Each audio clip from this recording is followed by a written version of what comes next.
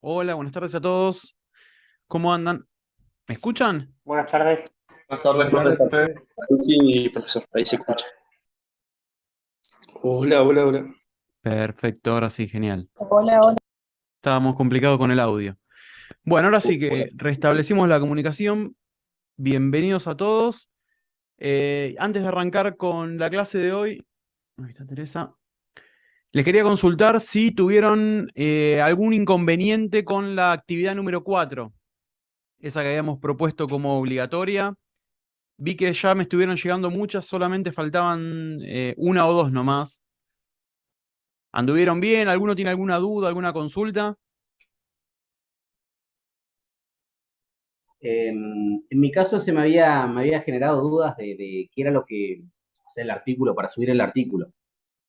No sabía bien qué elegir como para subirlo y después, bueno, hacer la reflexión sí la hice con respecto a lo que trabajamos en clase. Bien, bueno, la idea es esta. A partir de que yo reciba todas las tareas, en estos días, me voy a tomar estos días, posiblemente hasta el lunes, para poder corregirlas y dedicar la semana que viene para hacerle la devolución primero a quienes necesiten hacer correcciones. ¿Sí? La idea es que alcancen la aprobación todos, pero con los trabajos como corresponden. Entonces, me voy a tomar estos días para corregir y la semana que viene para que puedan hacer correcciones sobre la devolución que yo les mande. Así que los que tengan alguna duda respecto a lo que ya enviaron, aguanten a la devolución y en base a eso vamos a ir corrigiendo. Estuve corrigiendo también esta semana las actividades número 3, que eran respecto al video que les había hecho ver. Eh, en general, las devoluciones fueron buenas. La mayoría entendió la importancia del NAS y del PICAST, de los dos informes. Respecto a la ontología forense, si era ciencia o pseudociencia, eh, a casi todos les hice la misma aclaración, que tenemos que tener en cuenta estas dos tareas principales que cumple la ontología. Por un lado, la de identificar víctimas fatales ante una tragedia masiva o ante un hecho de gran magnitud, y por otro lado, esto de identificar a un sospechoso con una determinada marca de mordeduras. Y eso me interesa que quede claro, que el primero de los métodos, ese de poder identificar víctimas a través de la comparación de radiografías panorámicas ante-mortem y post-mortem, está aceptado por la comunidad científica. ¿Sí? Ese método lo reconocemos como válido, mientras que el otro, de identificar sospechoso con presunta marca de mordedura a través de la comparación de la mordedura con la marca, ese no, ese método no es válido, no tiene fundamento científico. Las veces que se aplicó con muchísimo error, entonces por eso fue dejado de lado, ¿sí? Eso es un poco lo que viene a reflejar ese video. Eh, ¿Qué más les tenía que decir? Ah, respecto a los trabajos, si bien hay muchos que estuvieron muy bien, también hay muchos que me copiaron respuestas exactamente iguales un trabajo de otro. Eh, Mala noticia para ustedes, los leo los trabajos. Entonces, cuando me copian respuestas textuales, me doy cuenta. Eh, este era claramente un trabajo para hacer en forma individual y no grupal. Así que tengan en cuenta eso, de no me manden trabajos copiados porque no tiene sentido. La idea de la actividad es que ustedes vean el video, lo puedan razonar y les sirva. No es para cumplir con una actividad que ni siquiera era obligatoria. Así que quienes hayan copiado el trabajo y enviado el de otro compañero, sepan que no tiene mucho sentido que hagan eso. Em, Bien, habiendo hecho esas aclaraciones, eh, bien, ¿alguien tiene alguna duda, alguna consulta o algo que quiera que veamos antes de arrancar con el tema nuevo? Ah, con el tema nuevo que ya presentamos la última clase en realidad. Bueno, voy a tomar eso como un no. Así que bien, la clase de hoy vamos a hablar sobre estándares forenses. ¿sí? Estándares forenses, normas forenses o estos protocolos que regulan la actuación forense. En esta clase la idea es que durante la clase vamos a reconocer las normativas que regulan las prácticas forenses, vamos a abordar el proceso de desarrollo de estándares que realiza OSAC y los distintos actores que intervienen, es decir, cómo se redacta un protocolo, cómo se redacta un manual de procedimiento.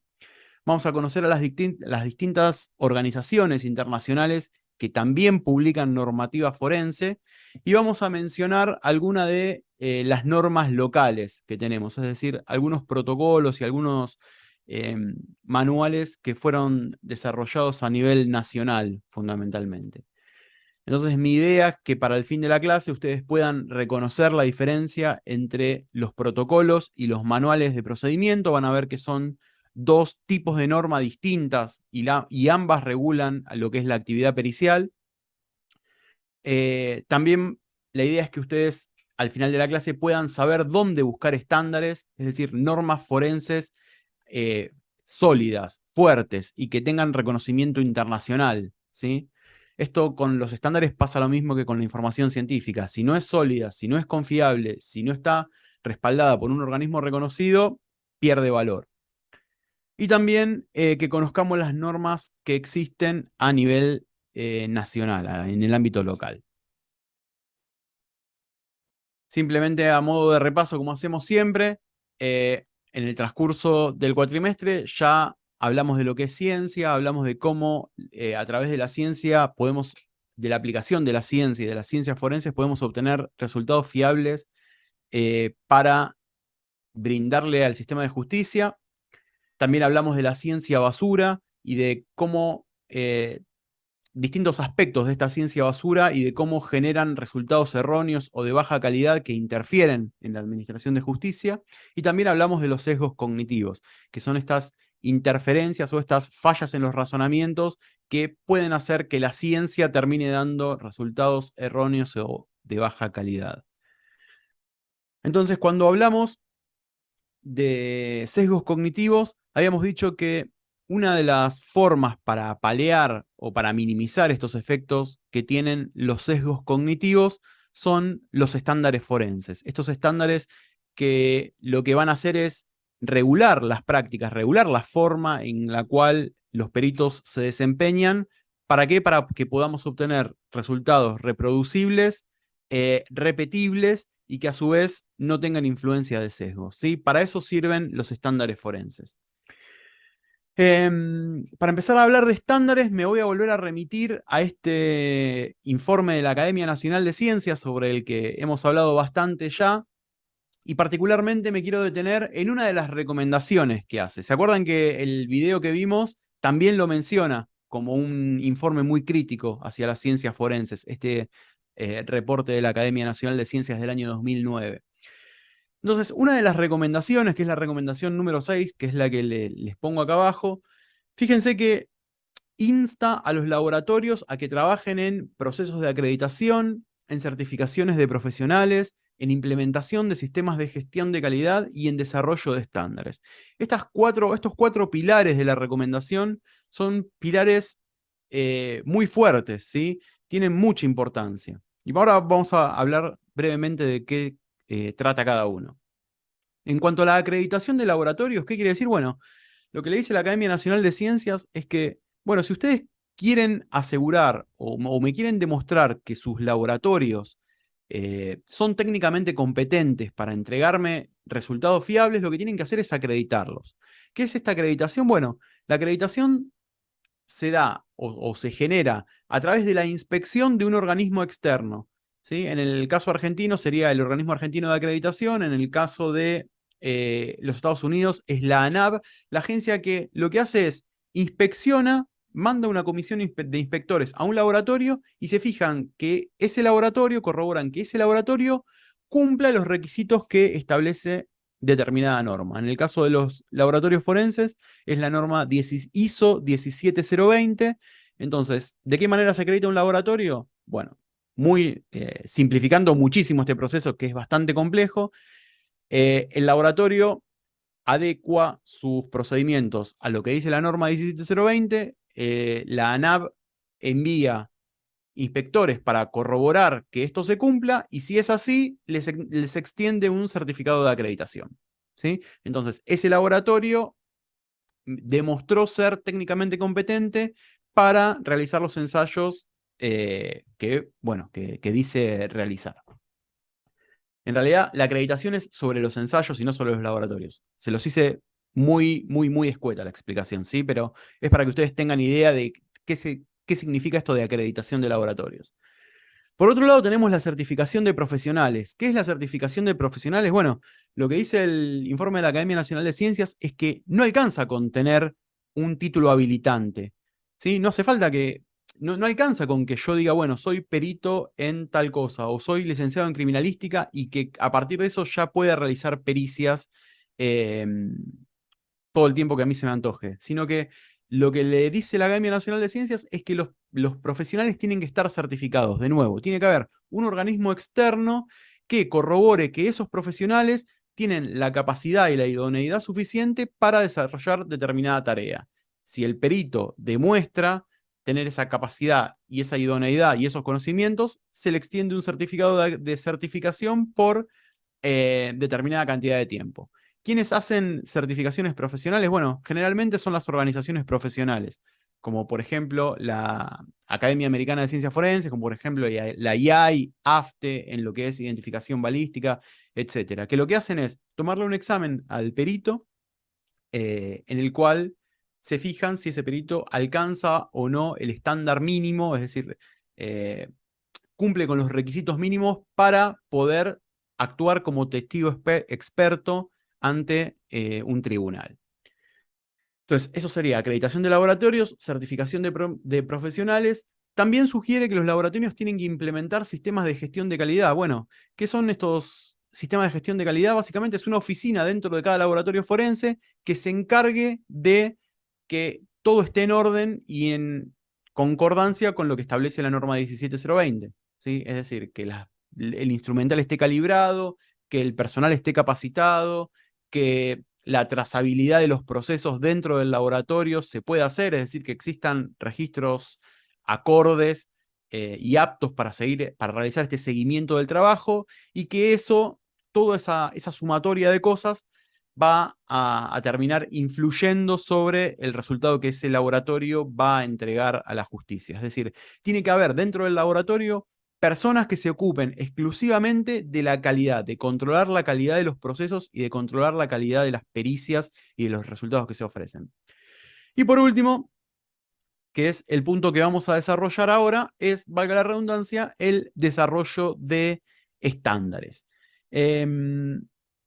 Bueno, y fíjense acá lo que les subrayo o lo que les resalto en este fragmento. Dice que la recomendación establece o recomienda que se establezcan protocolos para las examinaciones o para las prácticas forenses.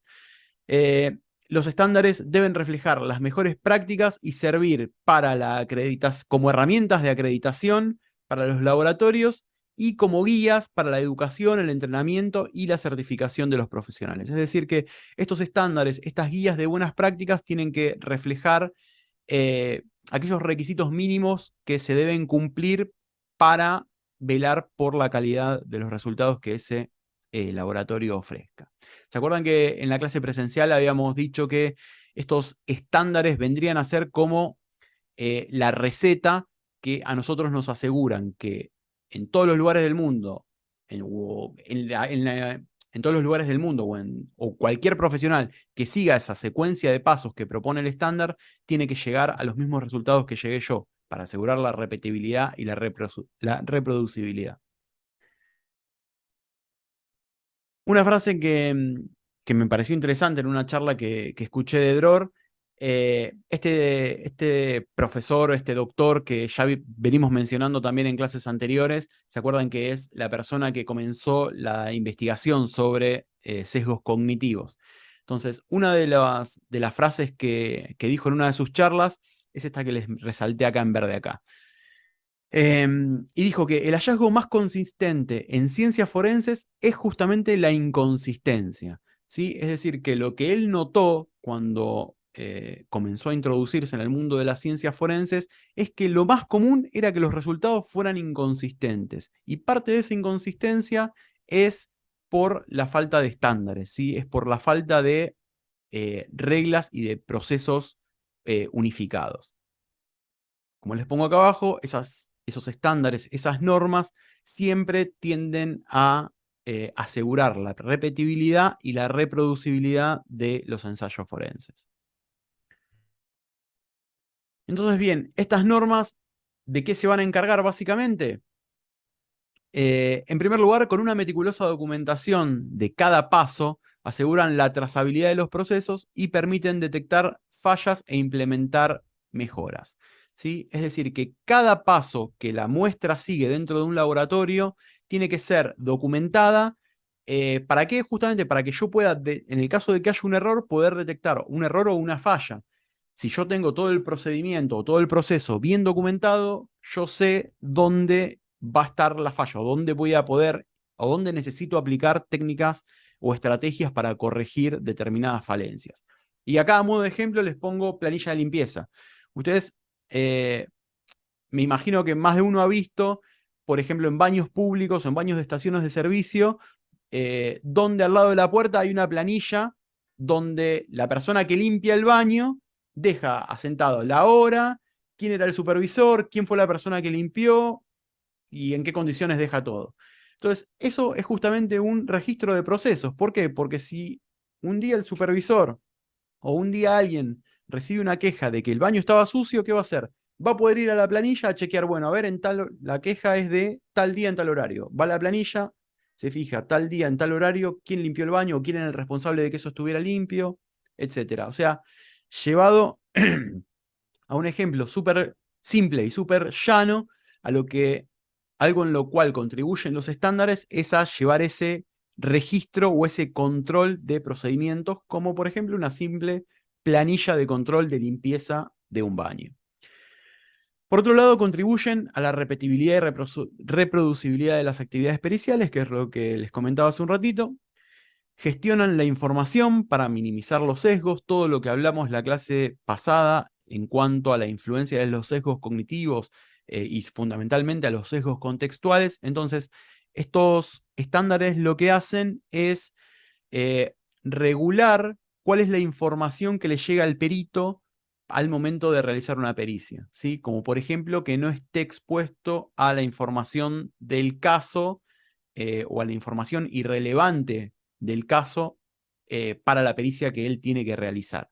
Esto son sistemas de gestión de la información que deberían aplicarse o deberían formar parte en realidad de los estándares al momento de confeccionarlos. Y en último lugar, brindan lineamientos de trabajo, que pueden ser generales o específicos estos lineamientos de trabajo. Dentro de los generales vamos a tener a los protocolos y dentro de los específicos vamos a tener a los manuales de procedimiento, que es lo que viene a decir esta diapositiva. Fíjense, como normas generales, como estándares que son aplicables de forma, valga la redundancia, general a todos, tenemos los protocolos. Son normas básicas que plantean requisitos mínimos y que son aplicables para todos. Por otra parte, tenemos los estándares o las normas que son más específicas, que son manuales de procedimiento, que los que establecen los manuales de procedimiento son formas de trabajo local, específicas de cada dependencia. Y esto es importante que lo tengan en cuenta, ¿por qué? Porque va a haber un riesgo. Si yo redacto un protocolo que tiene que ser general y lo hago muy específico, corro el riesgo de que determinadas dependencias no lo puedan aplicar, ¿sí? Y esto es lo que pasa muchas veces con los protocolos nacionales. Ustedes imagínense que yo hago un protocolo criminalístico nacional. Entonces, no va a ser la misma realidad la que tenga la persona que tiene que aplicar ese protocolo en Salta, que la persona que lo tiene que aplicar en Tierra del Fuego, que la persona que lo tiene que aplicar en Buenos Aires, que la persona que lo tiene que aplicar en Misiones. Entonces, si yo pongo normas o pongo pasos que son demasiado específicos, obligatorios y demasiado específicos en un contexto tan heterogéneo como es, por ejemplo, la República Argentina, lo más probable es que no todos le puedan dar cumplimiento a ese protocolo, ¿sí? Entonces ya ahora, en un ratito vamos a estar viendo cuáles son las características que tiene que tener ese protocolo general. Y por el otro lado, tenemos normas más específicas, que estos serían manuales de procedimiento propios de cada laboratorio, en el cual yo sí puedo ser más específico, porque se supone que el manual de procedimiento lo está redactando quien conoce cuáles son los recursos y cuáles son las posibilidades con los que cuenta ese laboratorio en particular. Entonces, se entiende que como ese manual de procedimiento es aplicable solo al laboratorio y se está redactando ad hoc, o sea, exclusivamente para ese laboratorio, debería poder cumplirse. Entonces tenemos un rango de importancia o de subordinación en el cual el protocolo es la norma general con requisitos mínimos que tienen que cumplir todos, y el manual de procedimiento es una normativa específica que tiene que estar ajustada a lo que dice el protocolo, pero va a dar directivas mucho más acotadas y mucho más dirigidas al personal de ese laboratorio, ¿sí? Por un lado, entonces, el protocolo general me va a decir qué es lo que tengo que hacer, y el manual de procedimiento lo que me va a decir es cómo lo tengo que hacer.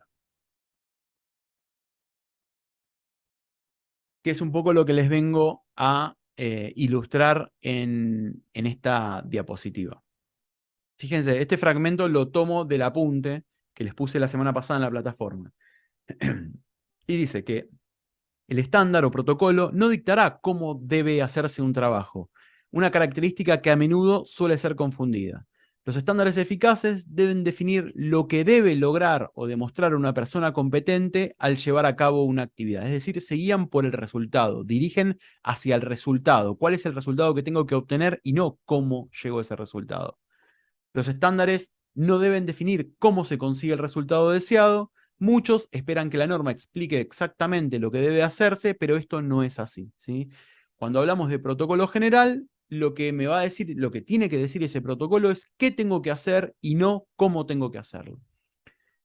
Este fragmento que les puse acá traducido pertenece al libro que también les subí a la plataforma, cuya portada pueden ver acá a la izquierda de la pantalla. Y vamos a ver algo así de lo que sería un ejemplo. Dijimos entonces que el protocolo me dice qué hacer y el manual de procedimientos me dice cómo hacerlo. Bueno, entonces, ¿cómo sería un protocolo, un manual de procedimiento que esté en arreglo con un protocolo, y qué tendría que decir cada uno? Bueno, acá les pongo un ejemplo.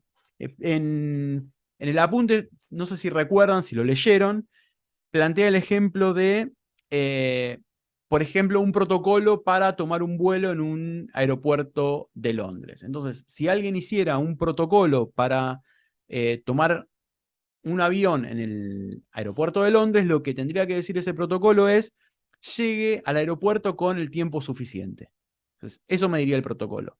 Y sin embargo, en realidad, fíjense que lo que me están planteando es, con ese tiempo suficiente puede depender de la aerolínea, puede depender del tránsito, puede depender del medio de locomoción que yo utilice para llegar, puede depender de muchas cosas. Hay muchas formas de lograr ese resultado, que es llegar con tiempo suficiente, y el protocolo no me establece cuál tengo que tomar, simplemente me establece lo que tengo que hacer, que es llegar con el tiempo suficiente.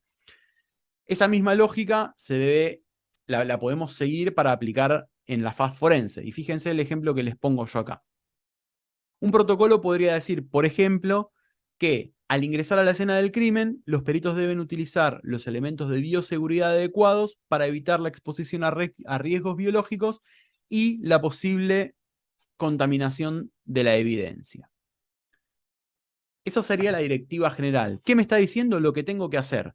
¿Qué tengo que hacer? Utilizar los elementos de bioseguridad adecuados, bla, bla, bla, bla. Por otro lado, el manual de procedimientos, imagínense que yo redacto el manual de procedimiento para mi laboratorio.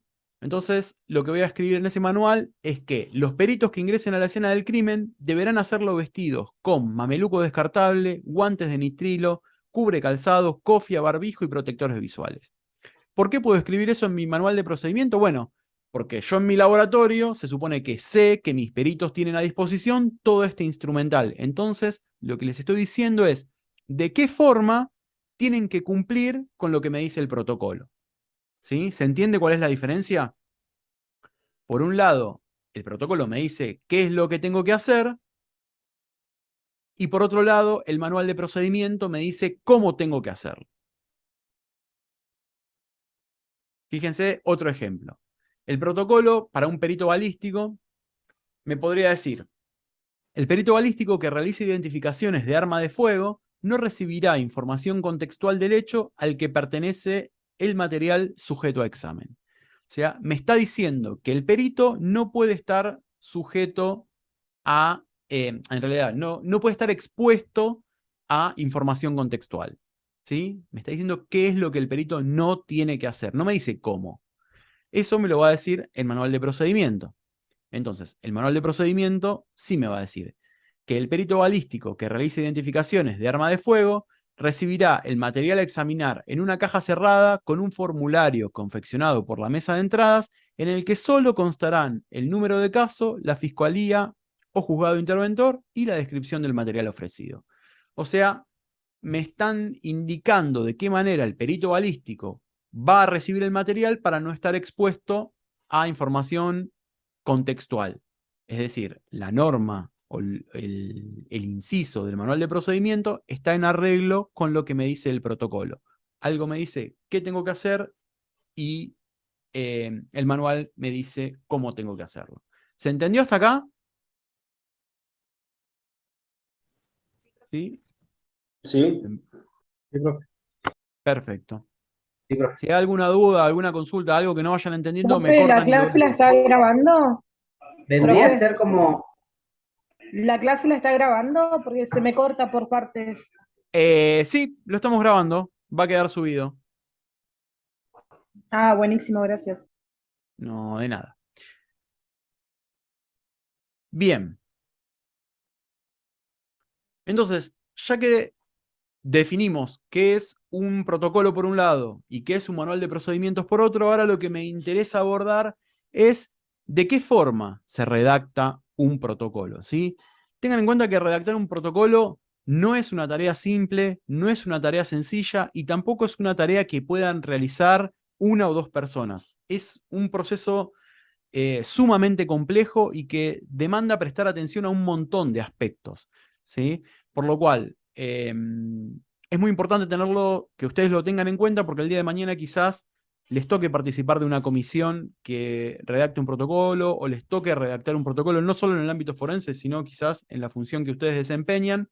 Entonces, me parece importante que ustedes puedan abrir la cabeza y entender que juegan muchas que primero que los protocolos son sumamente importantes, porque son los que van a regular una determinada actividad. Nos van a decir qué se puede hacer y qué no se puede hacer.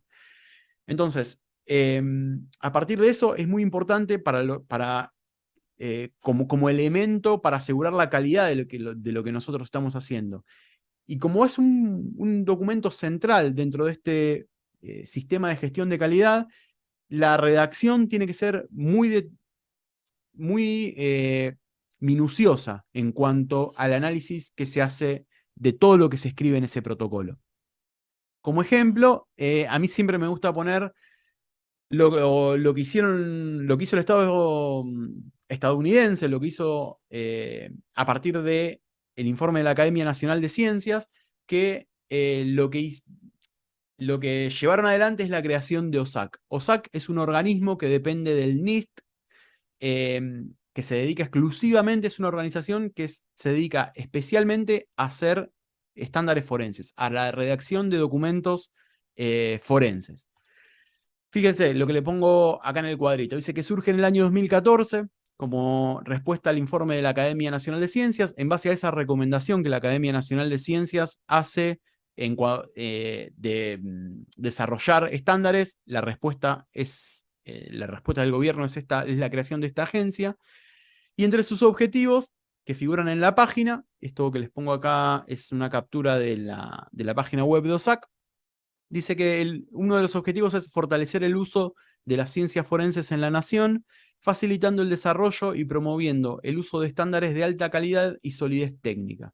Esos estándares definen los requerimientos mínimos, las mejores prácticas, protocolos y otras guías para construir y asegurar a que los resultados de los análisis forenses sean confiables y reproducibles. ¿Sí? Bien, entonces dijimos que OSAC es este organismo que nuclea un montón de profesionales y se dedican a la redacción de estándares forenses. ¿De Fíjense, esa para página se arrancar... puede ¿Cómo? sacar? ¿De esa página se puede extraer material? Se puede extraer material. Sí, sí, sí. Ahora vamos a ver. Creo que les puse el link. Sí, ahí abajo está puesto el link donde pueden ingresar y pueden bajar material. Ahora les voy a mostrar cuál es el material más destacado que hay en esa página. Bien. OSAC les dije que estaba compuesto por un montón de gente. Ese montón de gente está agrupado básicamente en estas 7 áreas que ustedes ven acá. Tienen un área de biología, un área de química dedicada a la toxicología y a las drogas incautadas, es decir, a los secuestros de droga. Tienen un área de química dedicada a las evidencias tipo trazas, es decir, a evidencias de pequeño tamaño o imperceptibles a simple vista. Tienen un área de interpretación de patrones físicos, ¿sí? Un área de examinación de escena del crimen, un área de medicina y un área de digital multimedia. Y a su vez, dentro de cada una de estas áreas, fíjense que tienen subcomités que se dedican a tareas específicas. Por ejemplo, el de identificación de patrones tiene patrones de manchas de sangre, tiene pericias documentológicas sobre documentos, tiene pericias sobre armas de fuego, tiene pericias sobre huellas dactilares y sobre identificación de neumáticos y huellas de pie calzado. Fíjense la especificidad que tiene cada una de las áreas. Entonces son 7 áreas científicas divididas en 22 subcomités disciplinares específicos y a su vez, más allá de cada una de estas áreas, tienen grupos de apoyo en lo que son factores humanos, que acá entraría todo lo que es sesgos cognitivos y factores psicológicos humanos, tienen un área de asesoramiento legal, tienen un área de asesoramiento en cuestiones de calidad y otra área específica, otro grupo de apoyo que se dedica a la estadística y finalmente uno que se dedica a la terminología, es decir, de qué forma se utiliza el lenguaje para redactar esos estándares. Todos estos grupos que yo les nombré recién, estos 5 grupos, colaboran en la construcción de estándares de todos estos subcomités, son como los comodines, ¿sí? Entonces, fíjense la cantidad de gente que hay abocada a la creación de estándares y la especificidad, como recién les decía, que tienen estos estándares, esta normativa. Fíjense la cantidad de gente que hay involucrada en la confección de cada estándar, de cada documento para cada uno de estos subcomités o subdisciplinas. Jairo, no te deja activar la cámara, listo, no te hagas problema, no pasa nada. Bien. Entonces, ¿qué es lo que hace OSAC con todos los registros, con todos los estándares, con toda la normativa, con todos los manuales que va publicando, o con todos los protocolos? Armaron un registro. Ese registro está disponible en la página, fíjense acá donde dice OSAC Registry, pueden ingresar y ver todo lo que hay. Y acá en la página también nos dice que al 6 de septiembre del 2022, el registro de OSAC ya contiene 108 estándares forenses, ¿sí? Ahora, bueno, de estos estándares forenses hay de diversas disciplinas, hay muchos que ya van a ver que hay 2 estados de publicación de la norma, digamos. Hay un estado de publicación provisorio y hay un estado de publicación final. De esos 108, son 89 publicados finales y 19 publicados provisoriamente. y pertenecen a todas estas disciplinas que les enumera acá abajo.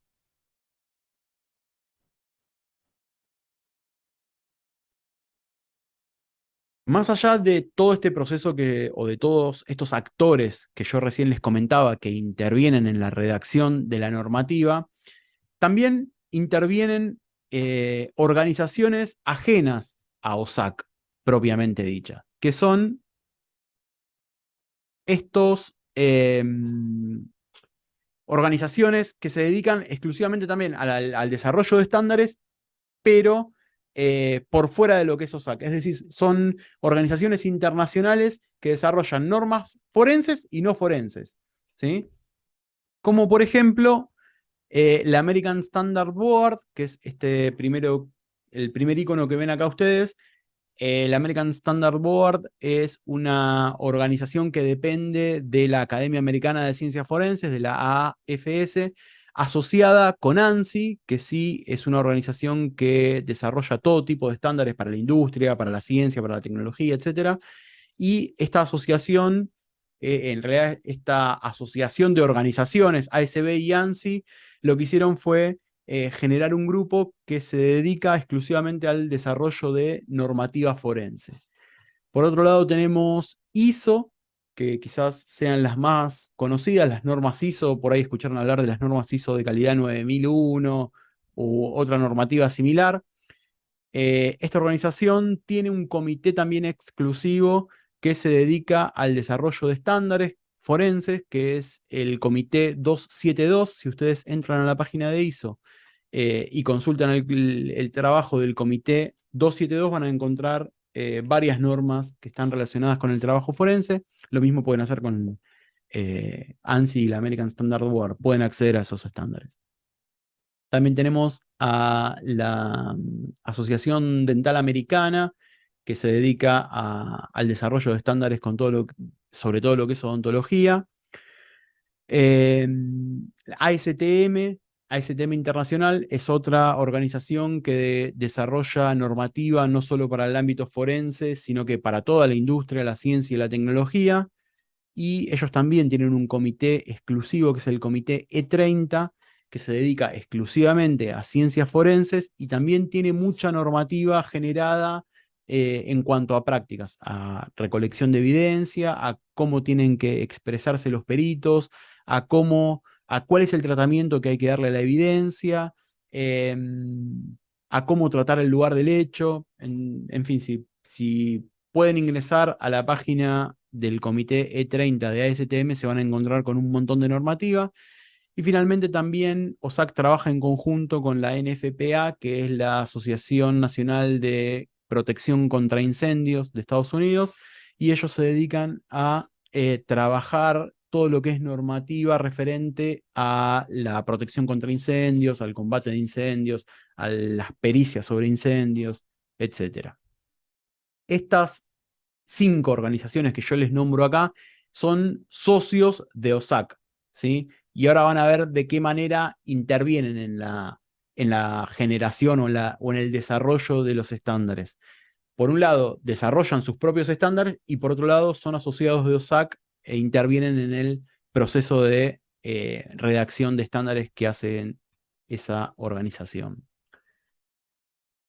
Y acá este cuadro les muestra básicamente cómo es el flujo de trabajo de OSAC. Les voy a ir contando. En primer lugar, lo que sucede es que cada uno de esos subcomités específicos que yo les comentaba en la diapositiva de las áreas, bueno, cada uno de esos subcomités detecta cuál es la necesidad, ¿sí? Esa necesidad puede ser desarrollar un estándar para una determinada práctica que no está regulada, o bien modificar un estándar que ya existe pero que necesita arreglos. Entonces, cuando un subcomité detecta una necesidad, lo que hace es redactar un documento, redacta un estándar tentativo. Ese estándar que redacta toda la gente que pertenece a ese subcomité específico pasa por un primer paso, que es, en primer lugar, se somete a un periodo de 30 días de comentarios públicos. Es decir, el subcomité publica el estándar y lo abre a la comunidad para que cualquier interesado pueda leerlo y dar sus opiniones respecto de ese estándar. ¿Qué le falta? ¿Qué le sobra? ¿Qué cambiaría? Recomendaciones en general. Por otro lado, ese mismo estándar se eleva a una junta de OSAC, que sería como una junta directiva de OSAC, ¿sí? Para que también den sus opiniones acerca de ese estándar. Y por otro lado, bueno, interviene un panel que no siempre interviene, el de revisión, un panel de revisión técnica. Entonces, una vez que el subcomité recibe todas las críticas que se enunciaron por parte de esta apertura a la comunidad y las críticas o las recomendaciones que pudo haber hecho la Junta, pasa que, bueno, está esta instancia de feedback en la cual toman el documento que redactaron, toman las críticas y hacen las modificaciones que crean necesarias en base a esas críticas que recibieron. Y lo vuelven a elevar a esa junta directiva de OSAC. OSAC lo que hace es, una vez que esa junta lo que hace es, una vez que ya se sometió a la revisión de las críticas por parte del subcomité, lo eleva y lo publica ese estándar como estándar provisorio. Este es el primer estado que tienen esos documentos que yo les mencionaba recién. Recuerdan que dije que había una situación en la cual eran estándares propuestos, que es una publicación provisoria, y después estándar final, una publicación final. Bueno, después de la primera revisión, OSAC ya lo publica de esa forma provisoria. Y lo que hace una vez que lo publica en su registro de forma provisoria es enviarlo a esas organizaciones que yo les mencioné recién en la filmina anterior, ASTM, ISO, la ASB. Ese documento provisorio lo envía a otra organización, ¿para qué? Para que también lo someta a revisión y escrutinio, ¿sí? Es decir, por ejemplo, ese documento propuesto se envía a ISO, que es uno de los SDO con los cuales trabaja OSAC, uno de los socios de OSAC, e ISO lo que hace es recibir ese estándar y someterlo a todo un proceso riguroso propio dentro de su organización, ¿sí? Lo somete a ese proceso de calidad y de verificación y lo publica. Es decir, ese SDO publica el estándar. Una vez que queda publicado por el SDO, OSAC lo que hace es agregarlo.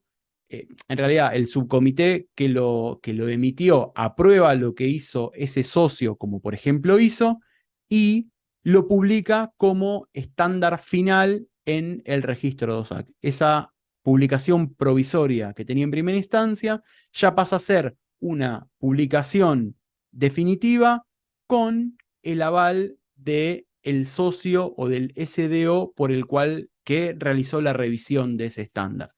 Entonces, de nuevo, y a riesgo de ser reiterativo, pero quiero que quede muy claro esto y que puedan visualizar lo complejo que es realizar cada estándar, redactar cada estándar, lo meticuloso que tiene que ser, la cantidad de gente que interviene y la complejidad de los procesos, ¿sí? Fíjense que no son 4 personas que dicen, bueno, nos juntamos a ver qué redactamos, cómo les parece que tiene que hacerse una inspección ocular. Bueno, no, a mí me parece que tiene que hacerse de tal forma, se ponen de acuerdo, escriben y publican. No, no, no. Es un proceso engorroso, que es muy meticuloso, en el cual intervienen muchos profesionales y muchas organizaciones, ¿sí?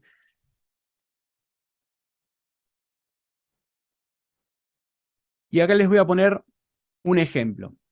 Un ejemplo de aplicación de lo que es un estándar y de lo que es un manual de procedimientos. Fíjense, OSAC tiene publicado esta guía, que es la guía número 15, está de forma provisoria en realidad todavía, que es una guía de principios para la investigación de la escena del crimen y para la investigación y la reconstrucción de la escena del crimen. Es el estándar número 15 de OSAC, ustedes lo pueden encontrar en el registro. Esto tenemos por un lado. Por otro lado, tenemos el Centro de Ciencias Forenses de Houston, ¿sí? Que es un laboratorio estadounidense, que es uno de los más avanzados en cuanto a la calidad, a la implementación de sistemas de gestión de calidad y a la implementación de estándares. Es uno de los laboratorios líderes y modelos a nivel mundial. Entonces, lo que hizo el Centro de Ciencias Forenses de Houston fue crear un manual de procedimientos. ¿Y qué es lo que dice ese manual de procedimientos? Bueno, fíjense. Dice que este manual de procedimientos cumple con el manual de calidad del Centro de Ciencias Forenses de Houston. Es decir, que además de este manual de procedimientos, tienen un manual de calidad. ¿Se acuerdan eso que recomendaba la Academia Nacional de Ciencias de implementar sistemas de gestión de calidad? Bueno, parte de ese sistema de gestión de calidad es este manual de calidad que ellos tienen ya implementado. Y lo que me están diciendo es que este manual está acorde con ese manual de calidad. Por otro lado, me dice que los investigadores de la escena del crimen se consideran profesionales forenses según la definición del manual de calidad y seguirán todos los requisitos aplicables a ellos establecidos en ese manual. Bueno, eso es anecdótico. Después me dice que al seguir este manual de procedimientos, la unidad de la escena del crimen, el trabajo realizado por los investigadores de la escena del crimen se ajustará a la norma ISO-IEC 17025. Es decir, lo que me está diciendo acá es que todo el personal que siga este manual de procedimientos, si sigue esto, va a estar siguiendo también la norma ISO 17025, que es la norma de calidad que corresponde a las unidades que procesan escena del crimen. Y los requisitos suplementarios del organismo de acreditación, así como a los documentos aplicables que figuran en el registro de OSAC. Es decir, que lo que me dice este manual de procedimiento es que las personas que lo sigan van a estar de acuerdo con la norma 17025 y con lo que plantea el registro de OSAC. ¿Se acuerdan que yo les dije que los manuales de procedimiento tienen que estar en acuerdo con esas normas superiores más generales que eran los protocolos? Bueno, eso es lo que está plasmando este párrafo. Fíjense, nos nombra los registros de OSAC por un lado, que son los protocolos, y por otro lado también me está diciendo que está subordinado a lo que es la norma 17025. Entonces, ¿qué pasa cuando un laboratorio cumple o incorpora dentro de sus manuales lo que dice el manual de OSAC? OSAC lo que hace es reconocerlos y entregarle este certificado como implementadores de sus protocolos. Es decir, les entrega un certificado donde dice, este laboratorio está en acuerdo con los estándares que nosotros avalamos y que tenemos, que incorporamos al registro. Y por otro lado, la ANAP, ¿se acuerdan ese organismo de acreditación, ese organismo externo que fiscalizaba los laboratorios para ver si cumplían o no la norma? Bueno, fíjense, en este caso, el Centro de Ciencias Forenses de Houston tiene el certificado de la ANAP que dice que ese laboratorio cumple con la norma 17025. ¿Sí? Es decir, tengo un organismo de control externo que me está diciendo que mi laboratorio cumple con esa norma y por lo tanto estoy demostrando que mis resultados son válidos y yo como laboratorio soy técnicamente competente para realizar las tareas que están en mi estatuto, digamos. Entonces, este sería como un ejemplo práctico aplicado de lo que es un protocolo, lo que es un manual de procedimiento y lo que sería una acreditación de laboratorio, ¿sí? Es decir, cumple con un montón de requisitos, o con todos los requisitos que planteaba o que recomendaba ese informe de la Academia Nacional de Ciencias. Lo único que nos estaría faltando es la certificación de peritos, pero esa certificación de peritos ya es personal, ¿sí? Es como una reválida que tiene que hacer el perito para demostrar su competencia. Entonces, bien. Profe, acá en Argentina, ¿hay alguna organización también que cree manuales y protocolos? No, la realidad es que no tenemos un organismo que se dedique a la confección de estándares y de protocolos en el ámbito forense como es OSAC. No tenemos nada ni parecido. La realidad es que no. Justamente ahora lo que vamos a ver es cuál es la normativa que tenemos a nivel nacional en ciencias forenses y quiénes fueron los que emitieron esa normativa. Pues justamente lo que tenemos ahora en pantalla. Fíjense, a grandes rasgos tenemos dos generadores de normativa de lo que son protocolos forenses, si se quiere, protocolos y manuales. Por un lado tenemos los que emitió el Ministerio de Seguridad de la Nación, que rige a las 4 fuerzas federales, a la Policía Federal Argentina, Gendarmería Nacional, Prefectura Naval y Policía de Seguridad Aeroportuaria. Estos 4 protocolos en realidad son 2 protocolos, una guía de actuación y unos ejes rectores, es decir, para englobarlos a todos, esta normativa, si se quiere, es de cumplimiento obligatorio para las fuerzas federales, aplica a las fuerzas federales. Dentro de estos documentos tenemos un protocolo de actuación para la investigación científica en el lugar del hecho, tenemos un protocolo unificado de identificación balística, tenemos una guía de actuación para las fuerzas policiales y de seguridad para la investigación de femicidios en el lugar del hecho, y tenemos unos ejes rectores en la reconstrucción del hecho. Como les digo, esta es normativa del Ministerio de Seguridad de la Nación, que es de cumplimiento o de aplicabilidad a las fuerzas federales. Por otro lado, también tenemos documentación que publicó el Ministerio de Justicia y Derechos Humanos de la Nación, y dentro de esta normativa hay varios manuales, hay varios protocolos en realidad, que los pueden encontrar en internet. Los últimos que se publicaron, o la última documentación que se publicó, son estos 2 documentos que vemos acá a la izquierda de la pantalla. Tenemos por un lado el manual de actuación en el lugar del hecho y o escena del delito. Esto vendría a ser como si fuese un manual de procedimientos. Y por otro lado tenemos el protocolo unificado de los ministerios públicos de la República Argentina, guía para el levantamiento y la conservación de evidencia, que esto dice que es un protocolo, entonces lo deberíamos tomar como ese protocolo. Y además, si ustedes leen la introducción que hace el protocolo, dice justamente esto, que en teoría lo que hace es brindar los requisitos mínimos de cumplimiento para todo el mundo. Ya les digo, esta es la normativa nacional. Respecto de las que le nombré en último lugar, del Ministerio de Justicia y Derechos Humanos de la Nación, hay muchos ministerios públicos provinciales que adhirieron y lo hicieron obligatorio para los laboratorios que dependen del Poder Judicial dentro de los ministerios públicos. No queda.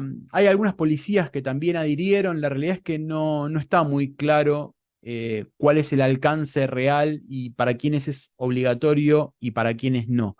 Por lo que tengo entendido, la policía de Neuquén no adhirió a estos protocolos, al menos a nivel policial, y tampoco creo que a nivel de los ministerios públicos. Pero bueno, no existe tampoco, no hay ningún documento, ningún protocolo que rija particularmente la actuación pericial dentro de la provincia de Neuquén.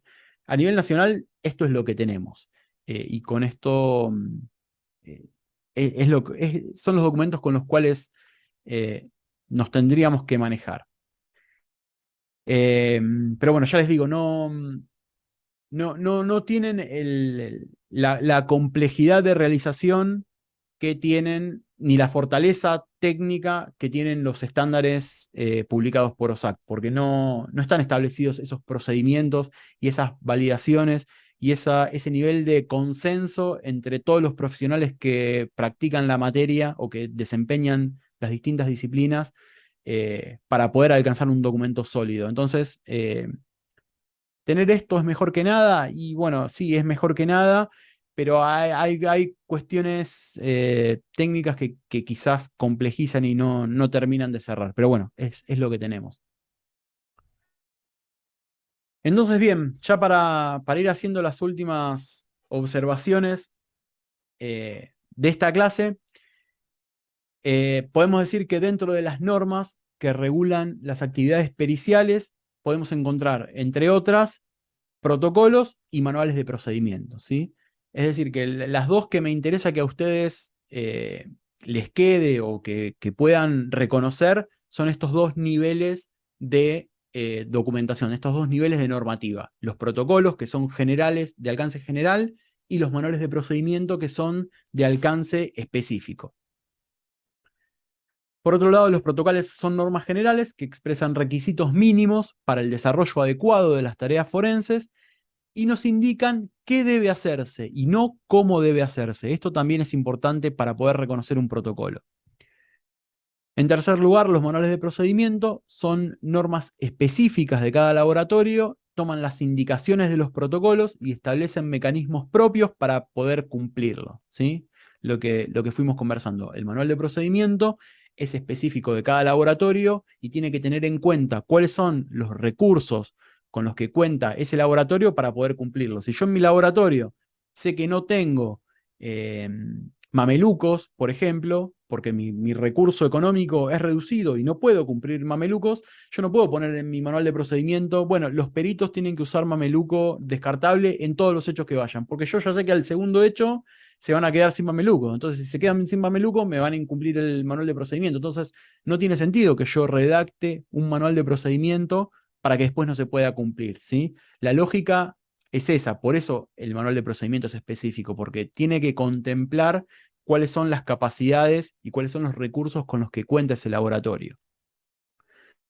En cuarto lugar, OSAC es una organización que se dedica al desarrollo de normas forenses de alta calidad en conjunto con otras instituciones como ISO, ASTM y ASB. Estas son las tres más importantes y que más me interesa que ustedes puedan reconocer.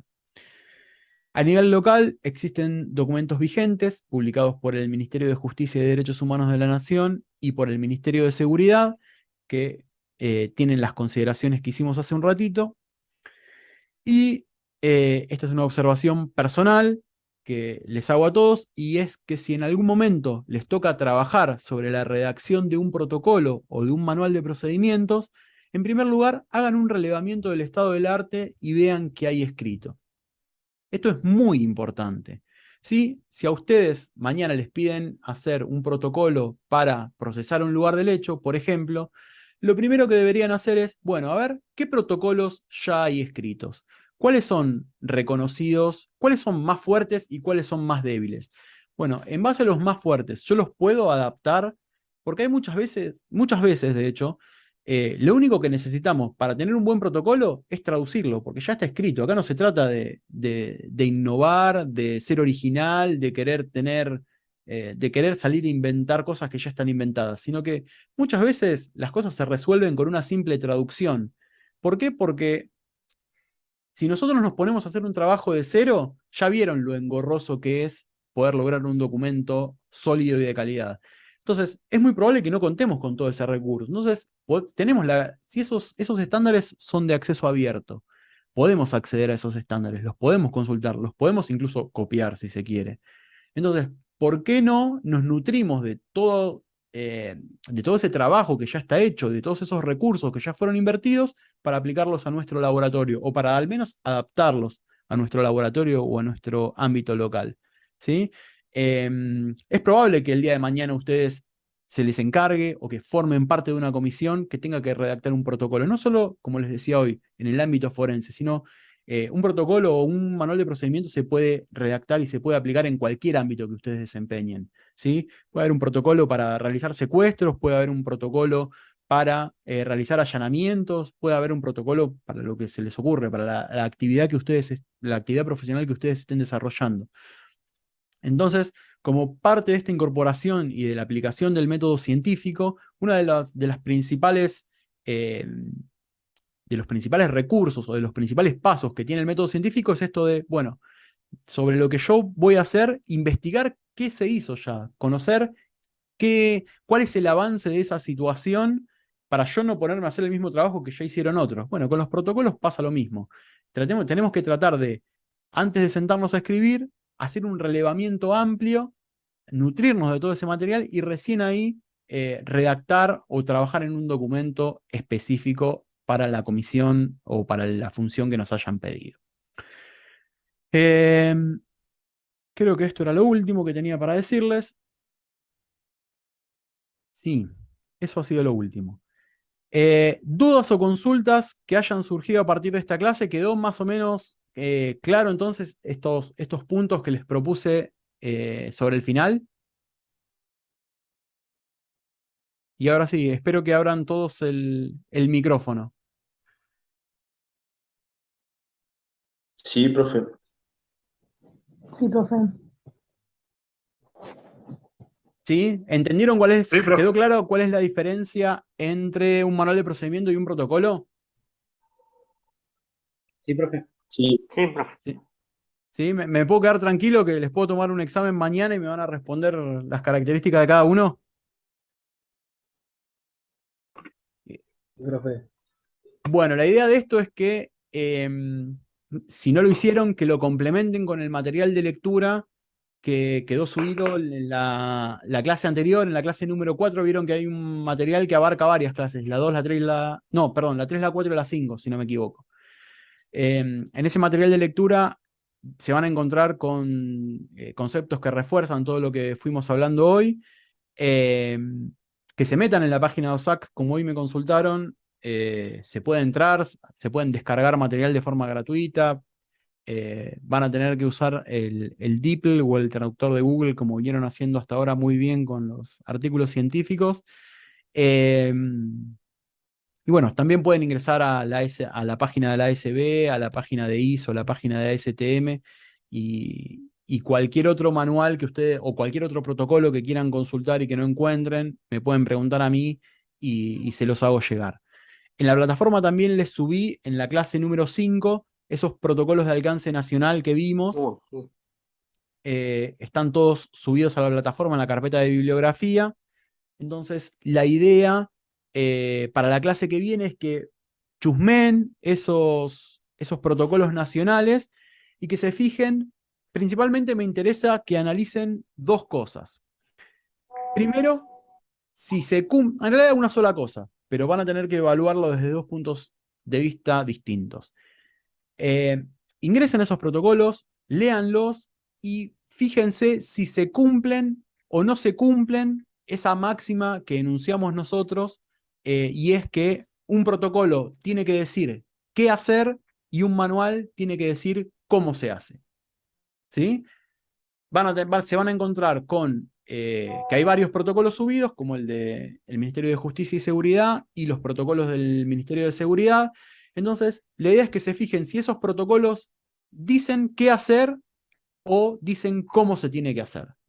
Y que pongan un ejemplo. Agarren alguno de los artículos o alguno de los incisos que proponen esa documentación y me digan, bueno, tal artículo, este sí cumple porque me está diciendo qué hacer, o no, no cumple porque me está diciendo cómo hacer y es un protocolo. ¿Se entiende más o menos lo que tienen que hacer?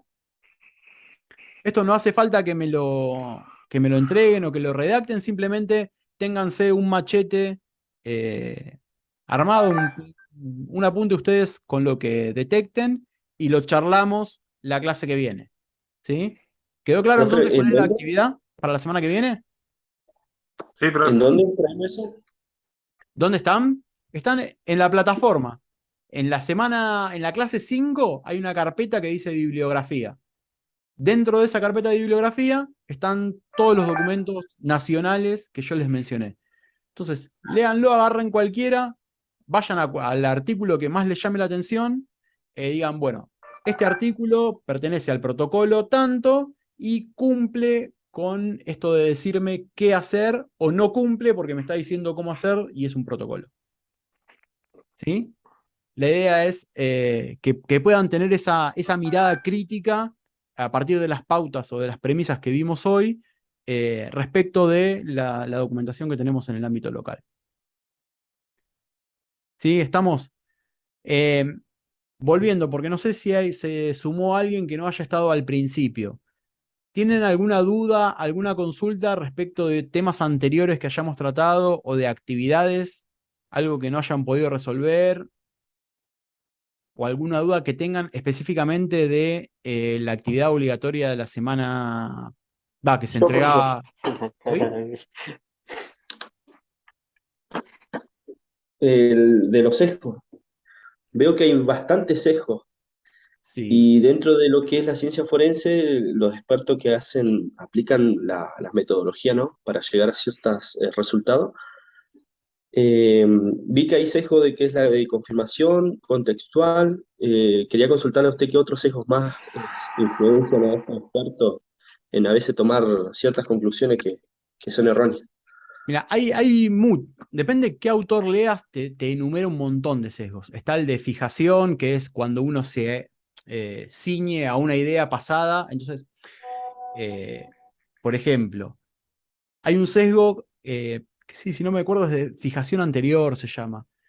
Eh, Ese sesgo opera de la siguiente manera. Cuando vos inicialmente tenés una idea, por ejemplo, vos estás investigando un homicidio y vos tenés una hipótesis, te generaste una hipótesis, vos atinás a adaptar todas las evidencias a tu hipótesis y no prestás atención a aquellas evidencias que se contradicen con tu idea original. ¿Sí? ¿Se entiende? Es decir, vos quedás aferrado a tu idea y no valorás de manera adecuada todas las evidencias que contradicen la hipótesis que vos tenías, a pesar de que tu hipótesis sea infundada. ¿Sí? Es como que te cerrás en esa idea. Muchos lo conocen también como visión de túnel, pero la visión de túnel también la describen como un aglomerado o un conjunto de otros sesgos. Pero bueno, por ejemplo, ese sería uno. Otro sería el de evaluar la información nueva a los ojos, en realidad, evaluar la información vieja a los ojos de la situación temporal actual, que es lo que se conoce como leer las cosas o interpretar las cosas con el diario del lunes. ¿Sí? Es decir, por ejemplo, a ver, llevado al ámbito forense, eh, era, hay alguien que viene y te dice, y sí, era obvio que fulanito, era obvio que tal hecho era un suicidio. Está bien, sí, pero vos me estás diciendo que es obvio que era un suicidio hoy, cuando ya tenés todos los resultados de las pericias. Ahora, si vos no tenías, si evaluabas la situación antes de tener todos esos resultados, tu conclusión no hubiera sido obvia, ¿sí? O no hubiera llegado a esa conclusión. Entonces, Cuando esa es dicen, ah, yo otra. sabía que era un suicidio. ¿Cómo? Cuando dicen, ah, yo ya sabía que era un suicidio, pero no lo confirman en el momento Exactamente. anterior, sino cuando tienen los Claro, resultados. vos lo estás analizando en este contexto temporal, ¿sí? Con la información que tenés hoy, pero una situación pasada. Es decir, no, las cosas no es que eran obvias, es que vos después de procesar la información llegás a una conclusión. Pero bueno, es bastante más completo. Lo estoy tratando de explicar bastante simple y son complejos, son procesos mentales que son bastante complejos.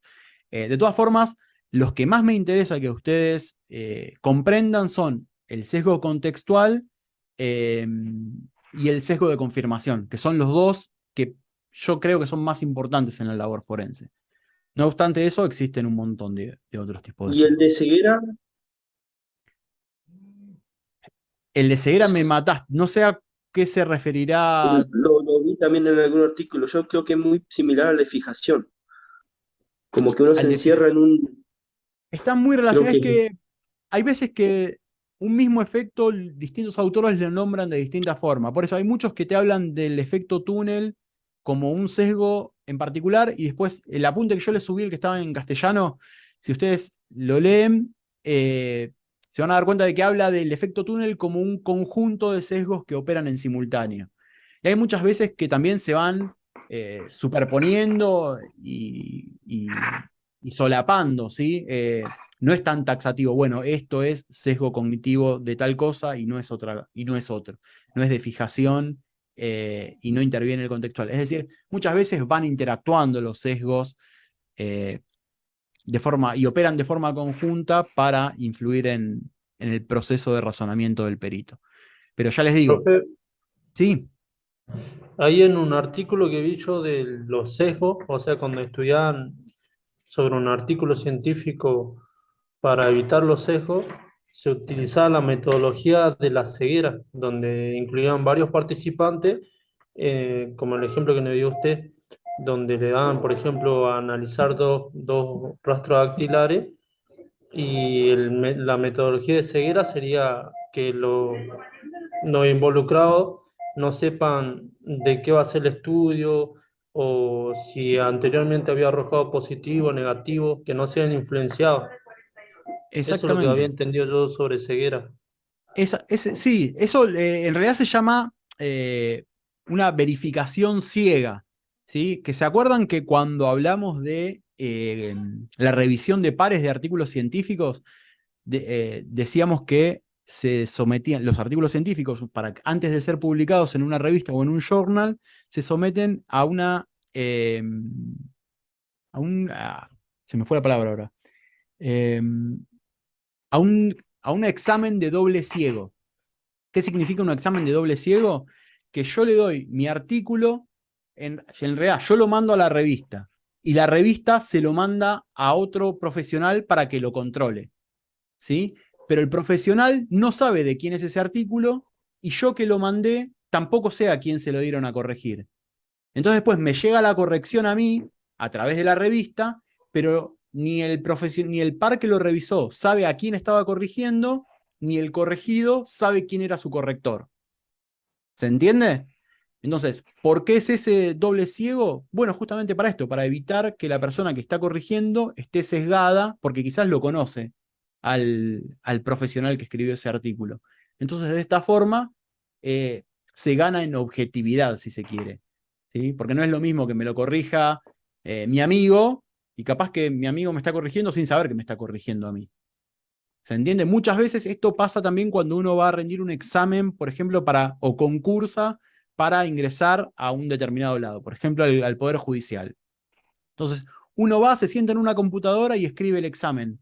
Pero ese examen tiene un número, no va con nombre y apellido. ¿Por qué tiene un número? Justamente porque después el que corrige ese examen está corrigiendo a un número, no sabe a quién le está corrigiendo el examen. ¿Sí? Entonces, también eso es un sistema de, digamos, de seguridad para garantizar la objetividad y minimizar los sesgos.